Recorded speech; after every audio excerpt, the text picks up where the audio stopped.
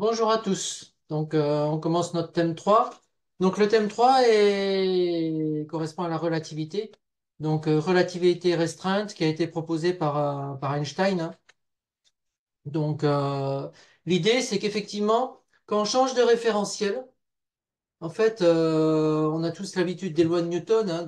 Les lois de Newton nous disent que la position, si j'ai un référentiel ici, donc là, je suis en vert, j'ai un référentiel R, j'ai un référentiel mobile comme ceci, R'. Donc ici, j'ai la direction X'. Là, j'ai la direction X. Mon référentiel se translate à une vitesse U.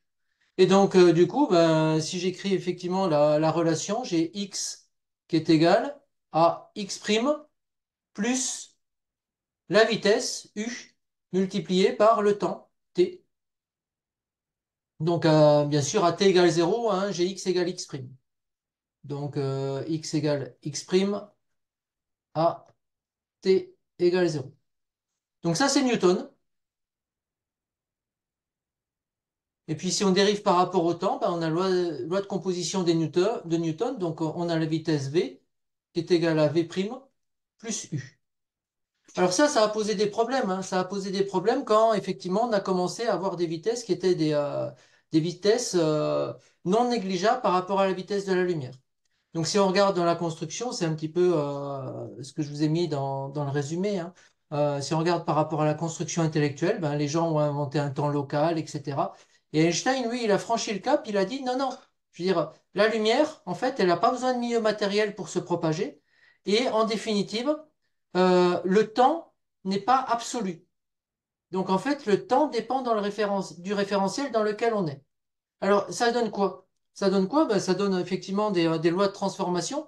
Donc, si je prends effectivement ici, donc je peux faire effectivement la même chose par rapport à x', hein. X', c'est égal à x moins u sur t.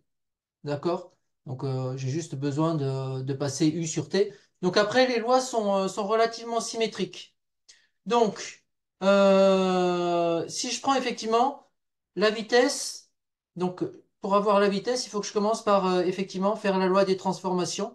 Donc x, c'est égal à gamma, x moins u sur c, pardon, plus, parce que je suis dans ce sens-là. Donc ici, je vais mettre un prime et je multiplie par ct. Voilà. Alors gamma, c'est quoi? Gamma, c'est 1 sur racine de 1 moins u sur c au carré. Donc je fais ça pour... alors, bien sûr, j'ai la transformation uniquement suivant une des directions, hein. Donc, du coup, je vais avoir effectivement la partie y. Donc, y. Donc, si je compare par rapport à y', s'il se passe rien, donc du coup, je vais avoir la même dimension. Et puis, z. Si pareil, j'ai pas de mouvement suivant la direction Z, il va rien se passer. Donc égal Z'. Et puis il me reste la variable CT. Là j'ai oublié le prime, hein, bien sûr. Donc CT égale gamma. Et donc j'ai CT' plus U sur C multiplié par X'. Et donc ça c'est la transformation qu'a proposé effectivement Lorentz, et puis un petit peu plus tard, ça a été repris par Einstein. Donc ça, c'est notre transformation. Donc on peut s'interroger maintenant, c'est ce qu'on va voir après dans l'exercice, hein. On peut s'interroger sur effectivement la vitesse. Donc j'ai juste à la place de mettre x à mettre dx, à la place de y mettre dy, à la place de z mettre dz. Donc si maintenant je m'intéresse à la vitesse. Donc la vitesse, ça va être dx sur dt. Donc là, j'ai un petit c. Donc, bah, je remplace, hein. Donc, gamma dx' plus u sur c C dt' sur. Donc, je mets C en facteur ici et je simplifie. Donc, ça me fait un gamma dt' plus U sur C carré dx' égale. Donc, ben, j'ai dx' sur dt', donc ça va être V' plus U. Donc là, j'ai tout divisé en haut par dt'. Donc, si je divise par dt', c'est comme si je mets dt' en facteur. Donc, ça veut dire ici, celui-là, je le divise par dt'. Donc, il me reste 1 plus U V' sur C carré. Alors, quand j'ai une formule comme ça, la première chose qui doit me venir à l'esprit, c'est effectivement, donc ça, c'est égal à V, c'est qu'est-ce qui se passe quand j'arrive à une vitesse qui est égale à la vitesse de la lumière. Donc, supposons que V' soit égal à C. Qu'est-ce que j'ai au niveau de V? V égale, donc C plus U sur 1 plus U, C sur C carré, donc il reste C. Et donc j'ai C plus U, et donc je retrouve la vitesse de la lumière. Donc quand je change de référentiel et que j'ai un photon, en fait, sa vitesse reste constante. Alors est-ce qu'il y a quelque chose qui change? Forcément, il y a quelque chose qui change. Donc qu'est-ce qui va changer? Bon, on va regarder un petit peu plus en détail les histoires de quadrivecteurs. Donc, je vais faire ça sur une nouvelle page.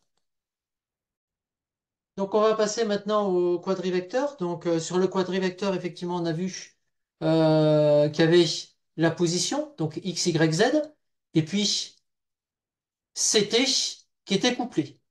Et donc, l'intérêt de former un quadrivecteur, c'est que si on s'intéresse à l'intervalle ds carré qui est égal à c dt carré moins dx carré moins dy carré moins dz carré, cet intervalle est invariant par changement de référentiel. Donc vous pouvez faire le calcul, hein. ds' carré, c'est égal à ds carré. Donc c'est l'intérêt effectivement de former des quadrivecteurs. Donc de trouver des variables effectivement qui vont permettre d'avoir cet invariant. Donc ben, le premier qui va nous intéresser, c'est le vecteur quantité de mouvement et énergie sur C. Alors, on peut regarder ce qui se passe lorsqu'on est au repos, hein. Donc, au repos, E égale mc2, et puis la quantité de mouvement, P, est égale à 0. Donc, j'ai E sur C au carré moins P carré qui est égal à M2 C2. Donc ça, c'est effectivement ce qui nous permet de traiter le cas des collisions. Donc il y a énormément de choses effectivement qui sont possibles à partir des quadrivecteurs et bien sûr des formules qu'on a vues de changement de référentiel pour la vitesse. Alors, on peut donc P, la quantité de mouvement ici, c'est gamma mv, hein, juste pour que vous sachiez. Donc si maintenant on s'intéresse à un photon, donc sur un photon, ben, on a P, la quantité de mouvement, qui est égale à H bar K. On a l'énergie, E, qui est égale à H bar oméga. Et donc, du coup, ben, on est capable de former un quadrivecteur vecteur d'onde, K et oméga sur C. Alors, la particularité, c'est qu'effectivement, ce quadrivecteur, oméga sur C au carré moins K carré, ben, on est dans le cas d'un photon, il a une masse nulle, donc il est égal à 0. Donc, j'ai une relation entre oméga et K, hein. K est égal à oméga sur C. Donc, ben, on peut s'intéresser au changement de référentiel. Donc, on a vu qu'effectivement, la vitesse du photon reste constante. Alors, qu'est-ce qui va changer? Vous vous en doutez, hein? Vous en doutez, il va quand même y avoir quelque chose qui va changer. Vous connaissez l'effet Doppler. Donc, ce qui va changer, c'est l'énergie du photon. Donc, on va voir effectivement ça en application en faisant le changement de référentiel. Oméga sur C, c'est égal à gamma, oméga prime sur C, plus U sur C fois K prime. Je remplace K' par oméga sur C, donc ça me fait gamma oméga prime sur C, facteur de 1 plus U sur C. Gamma, c'est 1 sur racine de 1 moins U sur C au carré. Donc du coup, je peux l'arranger un petit peu, hein. C'est 1 sur racine de 1 moins, j'ai un A carré moins B carré. Donc ça fait A moins B fois A plus B. Et donc, en définitive, j'obtiens ici la formule 1 plus U sur C et 1 moins U sur C. Tout ça multiplié par oméga prime sur C. Et donc là, on a l'effet Doppler relativiste. Donc ce qu'il faut retenir, c'est qu'effectivement, par changement de référentiel, l'énergie du photon change, sa vitesse, elle, reste constante. Donc maintenant, on a tout ce qu'il faut pour pouvoir effectivement traiter simplement l'exercice, donc l'effet Fizeau. À la page suivante. Voilà.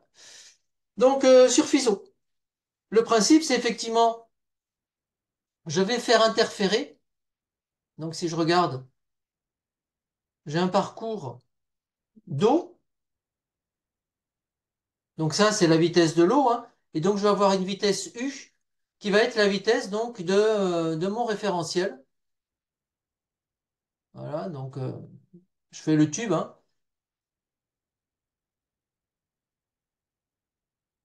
Et puis qu'est-ce que je fais? Ben, je vais mettre un système interférentiel dessus. Alors vous avez fait de l'optique géométrique, donc vous voyez effectivement un système interférentiel. On va pas rentrer en ligne de compte, mais je veux dire, on met un système avec des fentes comme ça, là. Hop. Et puis du coup, j'ai mes rayons lumineux, un qui est entraîné par l'eau, l'autre qui va en sens opposé de l'eau. Et puis ben, à la sortie qui est ici, je mets une lentille. Donc ici, je vais mettre une lentille. Là, je mets une source, hein, S, comme ça.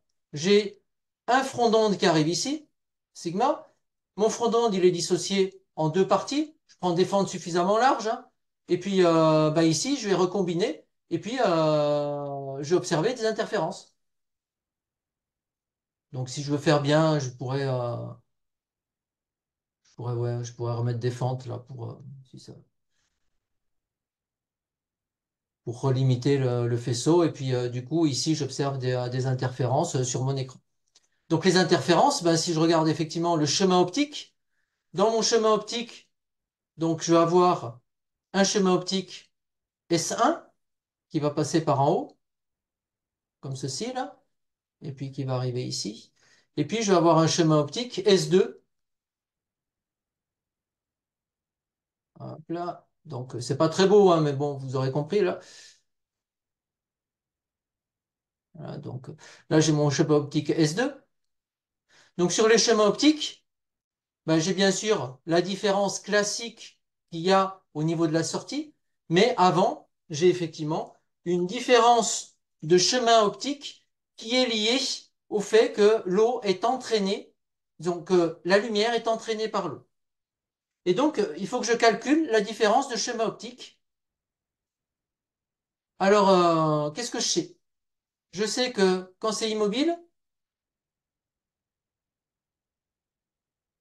la vitesse de la lumière, V, égale C sur N.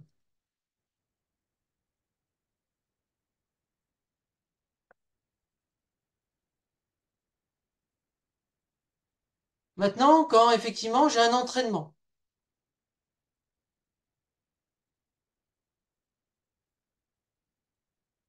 ben, la vitesse, donc je vais l'appeler de nouveau V, égale C sur N, et donc elle va être entraînée, elle va aller à une vitesse qui va être supérieure. Donc C sur N plus U. Donc ça, c'est Newton. Donc à partir de là, ben, il faut que j'en déduise effectivement la différence de chemin optique. Donc la différence de chemin optique, donc là c'était V1, hein, et puis j'ai V2, donc C sur N moins U. Donc ça, c'est toujours avec l'expression de Newton. Et donc, ben, à partir de ces deux vitesses, je vais en déduire la différence de chemin optique. Donc la différence de schéma optique, delta L, c'est égal à la vitesse de la lumière fois delta t. Delta t, c'est la différence de temps de parcours. Donc il y en a un qui va à la vitesse V1, l'autre qui va à la vitesse V2. Donc ils vont pas à la même vitesse. Alors je vais avoir une certaine longueur L, ici. Donc si je veux un temps, ça va être la longueur L divisée par la vitesse. Donc L. Donc la première vitesse, donc du coup, ça va être, je vais mettre un V2 parce que ça va être le plus lent, moins L sur V1. Donc je prends en référence le premier que je mets en second. Je ferai pareil tout à l'heure. Et donc, bah, j'ai plus qu'à calculer effectivement ce que ça donne, hein. Donc ça fait un CL. Je remplace par les expressions. Donc V2, C sur N moins U.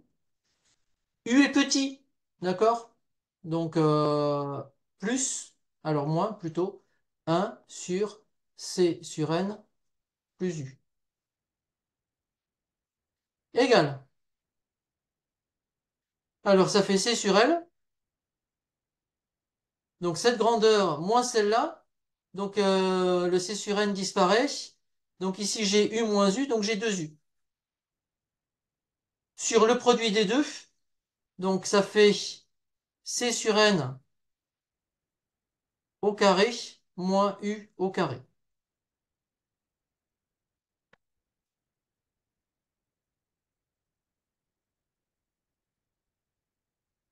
Donc on va faire une approximation, donc on se met à l'ordre 1. Donc ça c'est sensiblement égal à l'ordre 1. Donc à l'ordre 1, effectivement, U carré, il va disparaître. Donc à C, L, 2U sur C sur N au carré. Et donc, si j'arrange, hein, je peux diviser. Donc, il me reste un C ici. J'ai un N carré en haut. J'ai un 2 qui va devant. 2U L, N carré L sur C. Voilà. Donc, ça, c'est mon expression dans le cas newtonien. Donc, je fais exactement la même chose. Donc, la différence de schéma optique ici, hein, c'est avant effectivement la lentille, hein.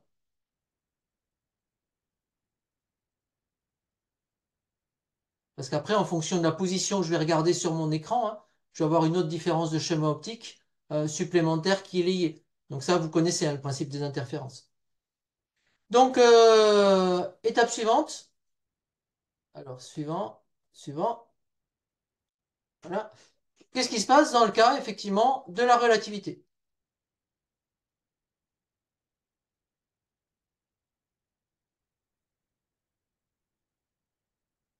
Donc, je vais avoir V1. Donc, c'est C, la vitesse sur N plus U sur 1 plus, donc on avait dit U sur C carré C sur N. Donc ça, c'est V1. Alors, et V2?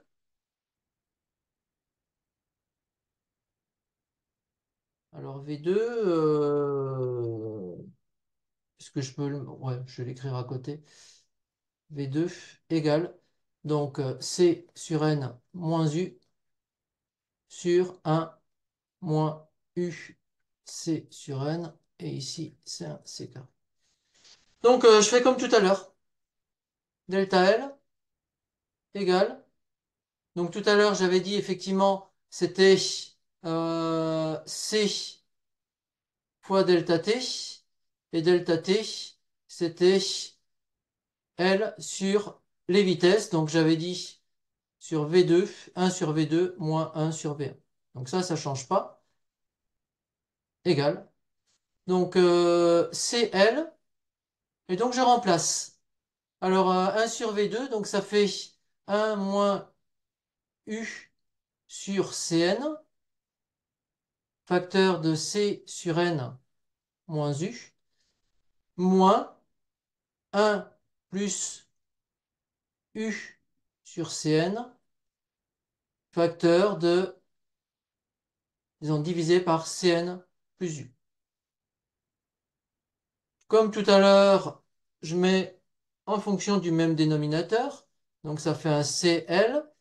Donc du coup, ici, je vais avoir C sur N plus U. Ensuite, euh, moins U sur Cn fois C sur N, moins U carré sur Cn. OK? Donc moins. Alors, je fais la même chose de l'autre côté. Donc moins C sur N. Donc ça va faire un plus U. OK? Deuxième terme, moins C sur N, U sur Cn. Et donc là, j'ai un plus U carré sur Cn. Et tout ça divisé par C sur N au carré moins U au carré. Donc quand je regarde ça, effectivement, j'ai plus qu'à arranger un petit peu, hein. Donc ça se simplifie. Alors ensuite, donc il me reste CL. Donc j'ai un 2U. J'ai le 2U. À l'ordre 2, je vais faire comme tout à l'heure. Donc cette partie-là et cette partie-là, j'en tiens pas compte parce que c'est de l'ordre 2. Et c'est pareil ici, ça c'est de l'ordre 2. Donc je vais me simplifier un peu la vie, hein. Je fais directement la simplification ordre 2. Donc on néglige.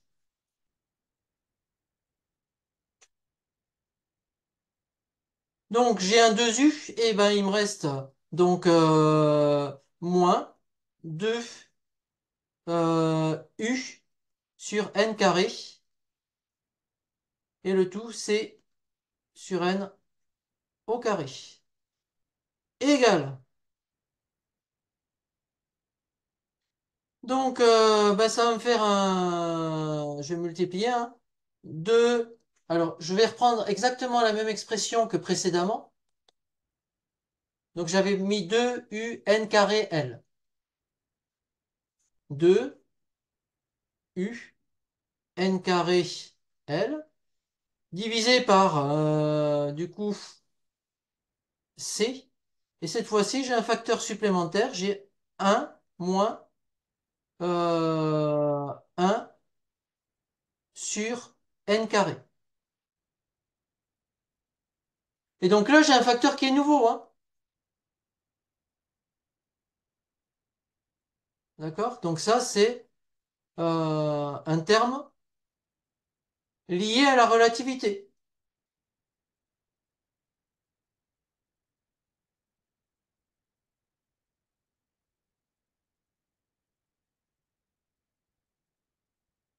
Alors bien sûr, donc historiquement, donc cette formule, elle a été établie, hein, par Fizeau.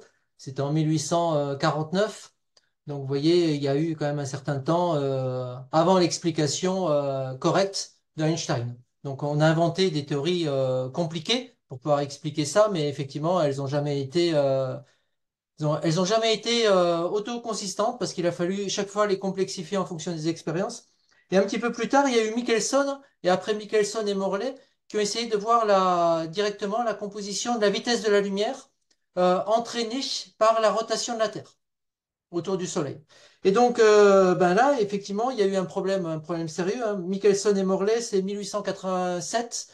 Et donc, le problème sérieux, c'est que ils s'attendaient à avoir une différence de schéma optique, hein, à partir des formules de Newton. Même à partir de leur théorie de l'éther, ils s'attendaient à avoir un effet, et il n'y avait aucun effet. Donc, la conclusion de ça, c'est qu'effectivement, la vitesse de la lumière, quand on changeait de référentiel, restait constante. Donc c'est quelque chose qui a énormément surpris les gens et ben, c'est Einstein en 1905 qui a expliqué, grâce à la théorie de la relativité, à peu près toutes les expériences sur la composition des vitesses. Donc il faut retenir qu'effectivement, lorsque la vitesse de la lumière, disons la vitesse de votre objet ou la vitesse du référentiel d'entraînement n'est pas négligeable par rapport à la vitesse de la lumière, eh ben, vous avez un effet, et donc il faut tenir compte de la relativité. Voilà, je vous remercie.